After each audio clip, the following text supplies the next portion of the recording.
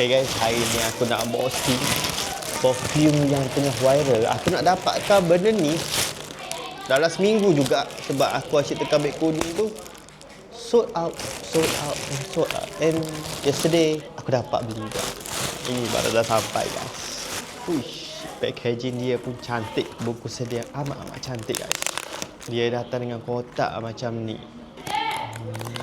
Bismillahirrahmanirrahim. Ush, dia letak benda ni untuk protect perfume. Belum keluar lagi dah wangi guys. Fush. Ni adalah perfume yang tengah viral sekarang guys. Aku nak dapatkan dalam seminggu guys. Tekan beg kuning tak keluar. Bau dia bau luxury, bau orang kaya. Ini adalah kayu gaharu punya bau Dia ada bagi batang ni sekali, batang ni letak dalam ni.